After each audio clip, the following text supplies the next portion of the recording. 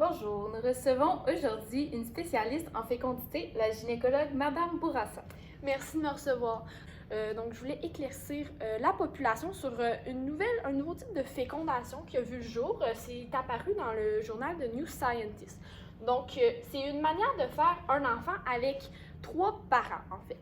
Donc, on recommande souvent cette procédure-là à des parents qui ont des problèmes, qui ont des maladies à l'ADN mitochondrial. Donc, les mitochondries, en fait, c'est des petites usines à énergie qui se retrouvent dans les cellules. Donc, ici, sont représentés par des points rouges. Et on retrouve environ 47 gènes dans les mitochondries. Donc, on appelle ça l'ADN mitochondrial. Et ces gènes-là vont affecter la production d'énergie par les mitochondries. Donc, une mutation au niveau de cet ADN-là, ça peut causer la mort prématurée des enfants. Donc, c'est pour ça que les parents qui ont ce type de maladie vont souvent avoir recours à cette procédure. Donc, pouvez-vous nous expliquer comment il fonctionne en détail, cette nouvelle procédure? Oui. Donc, en fait, on va avoir recours à l'ovocyte de la mère ainsi qu'à l'ovocyte de la donneuse. Donc, on peut voir ici, en bleu, on a les noyaux et en rouge, on a les mitochondries. Donc, on va prendre le noyau de l'ovocyte de la mère. L'ovocyte, en passant, c'est un peu comme le sperme, mais pour les femmes. Donc, c'est la cellule sexuelle femelle. Donc, on va prendre le noyau de la mère et on va l'amener dans l'ovocyte de la donneuse, dont on a préalablement enlevé le noyau.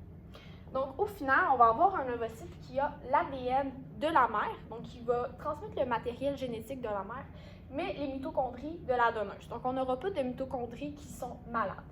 Et une fois qu'on a cet ovocyte-là, on va le féconder avec un spermatozoïde pour former l'embryon qui sera ensuite placé dans l'utérus de la mère.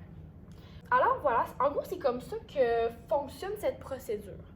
Et donc, vous qui êtes une spécialiste dans le domaine, qu'est-ce que vous pensez de cette procédure-là? Comment l'accueillez-vous? Personnellement, je ne recommande vraiment pas cette procédure à mes patients. Donc, voilà pourquoi. Donc, premièrement, on n'a pas vraiment d'informations sur cette procédure-là. C'est vraiment nouveau. Donc, c'est assez risqué. Aussi, on a fait des tests sur le génome produit via cette procédure. Et dans son urine, on a trouvé 2% d'ADN mitochondrial de la mère. Et dans sa peau de prépuce, on a retrouvé 9% d'ADN mitochondrial malade. On ne sait pas encore quel pourcentage pourrait amener à la maladie mitochondriale, mais c'est quand même assez alarmant, considérant que ça pourrait seulement retarder la mort de l'enfant et le faire souffrir plus longtemps à la place de le faire mourir instantanément. Également, il y a une étude faite sur des souris. Donc, on va séparer un groupe de souris en deux. Donc, des souris qui avaient des mitochondries provenant de 2 personnes et un type de souris qui a des mitochondries provenant d'une seule personne. Ce qu'on a découvert, c'est que les souris qui avaient des mitochondries provenant de 2 personnes avaient souvent des troubles comportementaux, cognitifs et aussi des troubles métaboliques. Par exemple, ça leur prenait 4 fois plus de temps pour sortir d'un labyrinthe.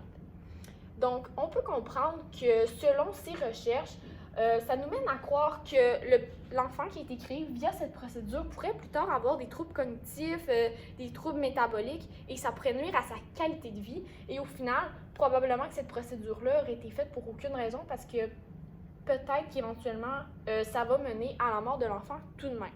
Donc, ça aurait seulement été une perte d'argent et de temps.